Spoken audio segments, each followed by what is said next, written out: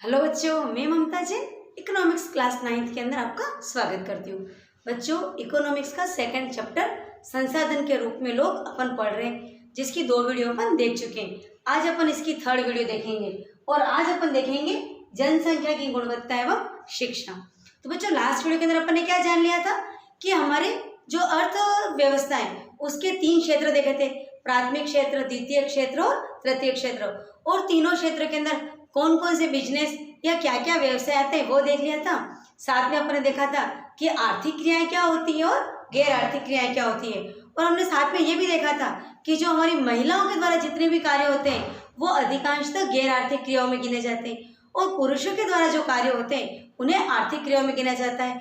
उसके साथ अपन ने देखा था संगठित क्षेत्र और असंगठित क्षेत्र, अर्थात रोजगार के दोनों क्षेत्र देखे थे। आज अपन इसी चैप्टर को आगे पढ़ाएंगे और अपन देखेंगे कि हमारी जो जनसंख्या है उसकी गुणवत्ता के अंदर किस प्रकार वृद्धि की जाए।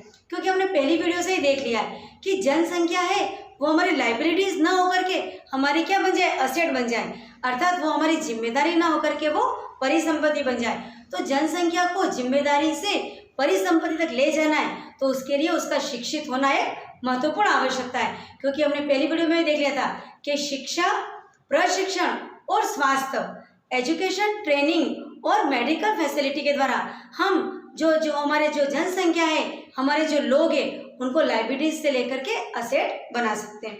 तो आज अपना चैप्टर यही सब कुछ बताएगा कि जनसंख्या की गुणवत्ता को, अरे उसकी जो उनको क्वालिटी बढ़ानी है तो शिक्षा किस प्रकार से अपनी हेल्पफुल रहेगी।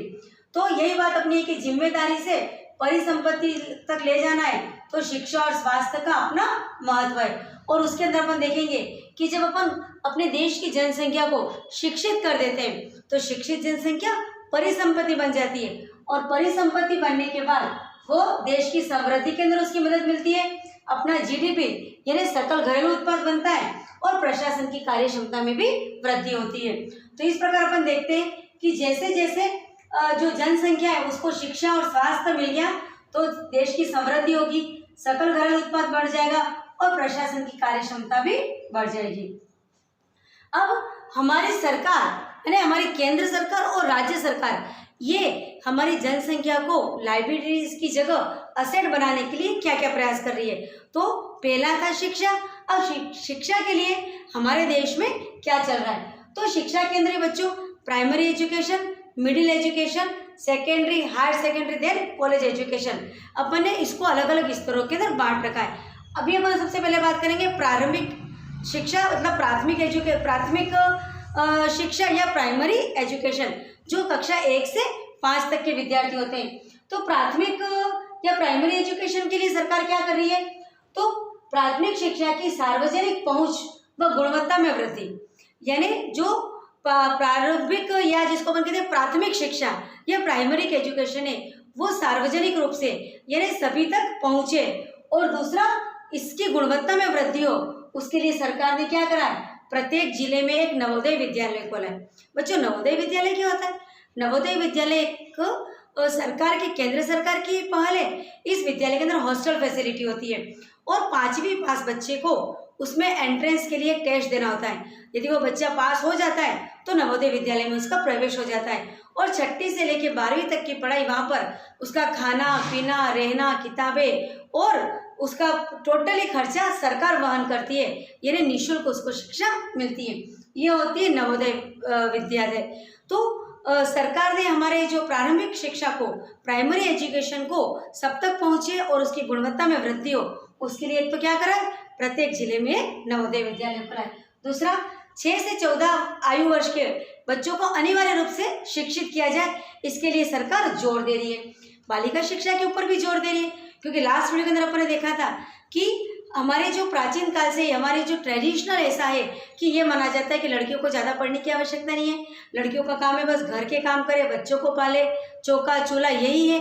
तो इस धारणा को बदलने के लिए सरकार ने बालिकाओं की शिक्षा के ऊपर स्पेशल ध्यान दिया है और साथ में सरकार ने उच्च शिक्षा में 18 से 23 वर्ष के ऊपर, यानी उच्च शिक्षा क्या होता है, 12वीं जब बच्चा पास हो जाता है या 11वीं 12वीं में बच्चा है तो उसके अंदर व्यावसायिक शिक्षा यानी वोकेशनल एजुकेशन को भी स्टार्ट किया है। वोकेशनल एजुकेशन क्या होता है? बच्चे जब 11वीं के अंदर अपन विषय चयन करते हैं तो उसके अंदर एक वोकेशनल सब्जेक्ट होता है, व्यावसायिक शिक्षा होती है, जिसके अंदर आपको व्यवसाय से संबंधित आपके स्किल को डेवलप करने के लिए शिक्षित किया जाता है, जिसमें आपका ITI या जिसको अपन कह सकते हैं कि इलेक्ट्रिसिटी का काम सिखाया जाता है, नल फिटिंग का कार्य सिखाया जाता है ना। इसके बाद लड़कियों को ब्यूटी पार्लर का कार्य सिखाया जाता है। तो ये हमारा सब कुछ व्यावसायिक शिक्षा के अंदर सिखाया जाता है, ताकि यदि बच्चों को कोई दूसरा जॉब ना भी मिले तो व्यवसाय शिक्षा की तरह वो अपने स्वयं का व्यवसाय भी खोल सकता है।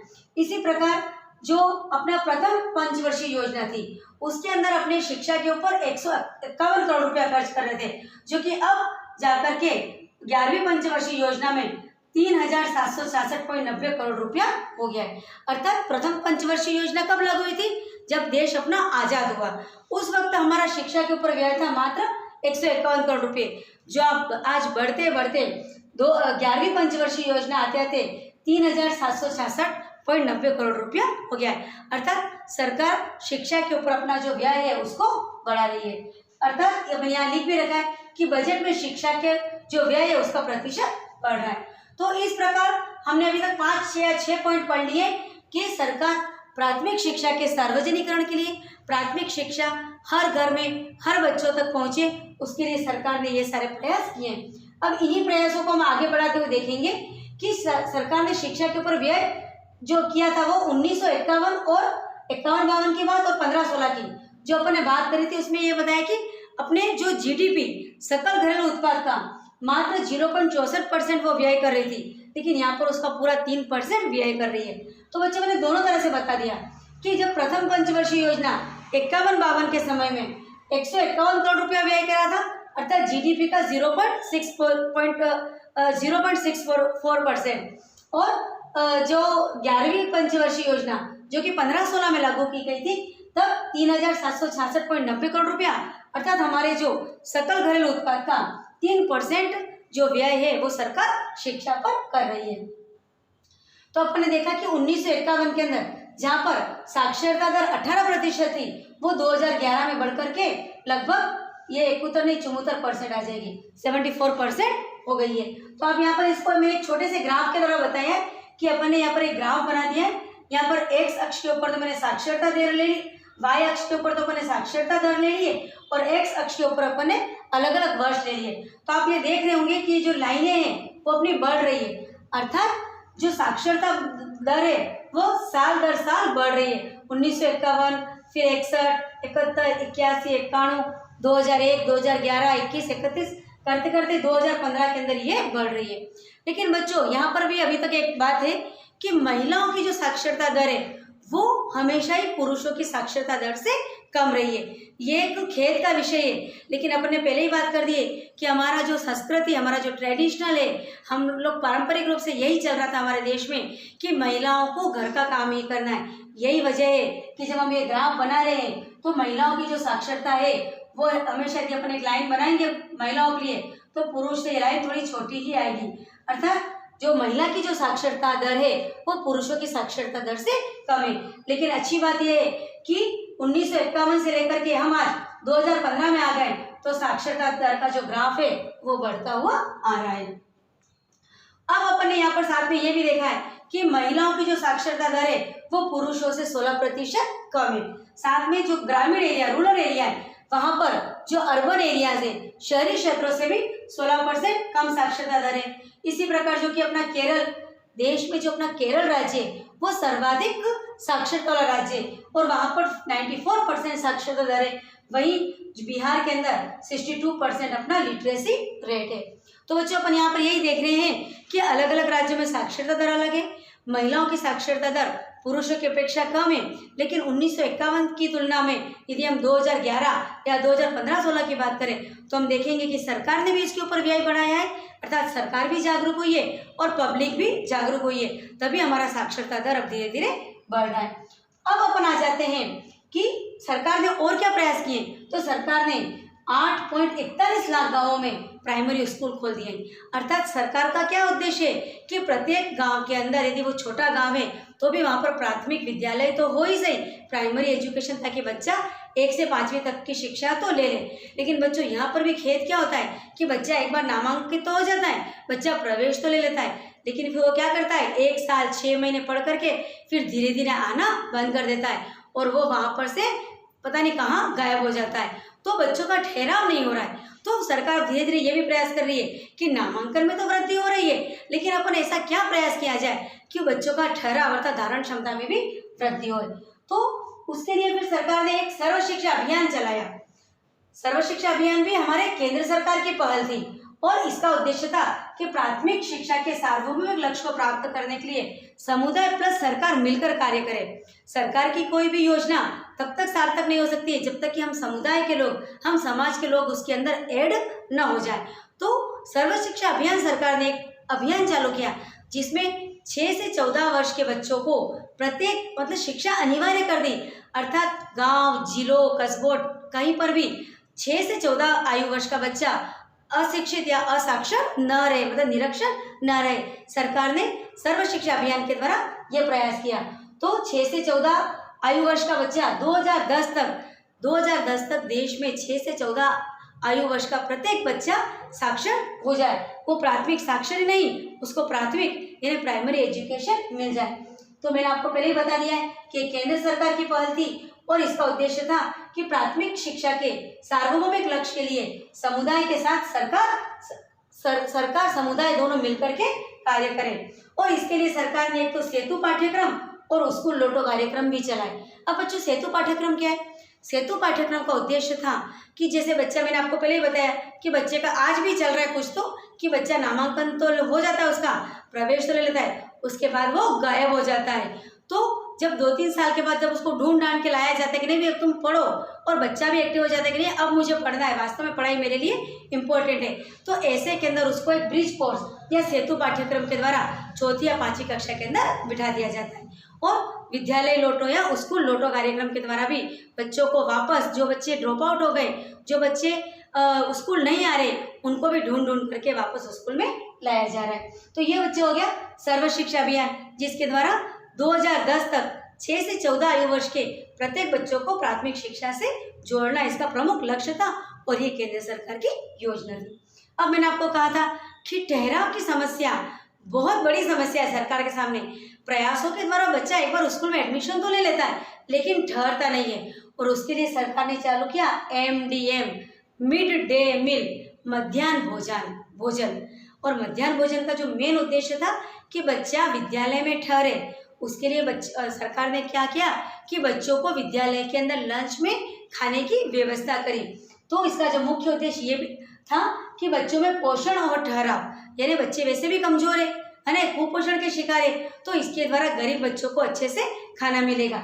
और दूसरा, वो अट्रैक्शन बढ़ेगा, भोजन मिल रहा है तो बच्चा विद्यालय जाएगा, तो जिससे वो शिक्षित भी हो जाएगा, उसका पोषण भी हो जाएगा और वो ठहराव भी बना रहेगा। तो बच्चों, ये जो MDM मध्याह्न भोजन या मिड डे मील की जो योजना चल रही है वो भी हमारे केंद्र सरकार की योजना थी, जिसका मुख्य लक्ष्य था विद्यालय में बच्चों का ठहराव बना रहे, वो अधिक से अधिक शिक्षित हो, उनका पोषण भी हो जाए। तो ये मिड डे मील की जो योजना चालू करी थी। इसी प्रकार बच्चों, 12वीं पंचवर्षीय योजना में भी साक्षरता दर को बढ़ाने के लिए सरकार ने हाई एजुकेशन के ऊपर जोर दिया। जैसे 12वीं पंचवर्षीय योजना आपको होगी कि मैडम 11 तक की पंचवर्षीय योजना, लेकिन 11वीं पंचवर्षीय योजना की जो बाद की जो पीरियड था, वहां पर सरकार ने क्या प्रयास किया कि प्राइमरी एजुकेशन के ऊपर तो बहुत हो गया, अब उसने हायर एजुकेशन ने बड़े बच्चों को पकड़ा, जो 18 से 23 वर्ष के बच्चे जिनकी 12वीं कक्षा वो पास हो चुके, तो उनको व्यावसायिक शिक्षा के ऊपर उनके ऊपर भी जोड़ दिया, जिसमें ITI आता है। ITI के अंदर बच्चा इलेक्ट्रिसिटी का कार्य, नल फिटिंग का कार्य है, तो लड़कियां ब्यूटी पार्लर का कार्य सीखती है। तो हायर एजुकेशन के ऊपर उन्होंने ध्यान दिया, IT पर जोर दिया, व्यावसायिक शिक्षा के ऊपर जोर दिया, और एक बहुत अच्छा था दूरस्थ शिक्षा, डिस्टेंस लर्निंग, है ना, डिस्टेंस एजुकेशन या दूरस्थ शिक्षा। क्योंकि जब बच्चा 18 वर्ष का आ जाता है तो सरकारी स्कूलों में जो पढ़ने वाले बच्चे होते हैं वो क्या होते हैं, कई और भी तरह से उनके ऊपर घर की जिम्मेदारी भी होती है, कुछ और भी कार्य करते हैं। तो ऐसे में सरकार ने दूरस्थ शिक्षा की जो प्लानिंग करी, जिसके अंदर बच्चा क्या कर सकता है, घर बैठे प्राइवेट पढ़ाई कर सकता है, या फिर उसके पास वो लेसन आ जाते हैं, मटेरियल आ जाता है, तो घर बैठ कर के वो अपनी पढ़ाई पूरी कर सकता है। इसके अलावा सरकार ने जो नामांकन वृद्धि का जो लक्ष्य रखा था, जो 17-18 में 25.2% था, वो 20-21 के अंदर सरकार ने 30% का लक्ष्य कर दिया है। और उच्च शिक्षा के अंदर IT यानी इंफॉर्मेशन टेक्नोलॉजी, सूचना प्रौद्योगिकी वाले विषय के ऊपर बहुत जोर दिया, क्योंकि आज के अंदर सूचना प्रौद्योगिकी के अंदर बहुत ज़्यादा स्कोप है। इसके बाद व्यावसायिक शिक्षा, दूरस्थ शिक्षा, औपचारिक शिक्षा, अनौपचारिक शिक्षा, इन सभी शिक्षाओं के ऊपर सरकार ने जोर दिया। तो बच्चों, यहाँ पर मैंने एक टेबल बनाई है जो आपके बुक के अंदर ही बनी हुई है कि 1950-51 की 2017 और 18 से अपन ने एक कंपैरिजन किया है कि जो 1950-51 में महाविद्यालय की संख्या 750 थी, जो बढ़कर के 41,012 हो गई है।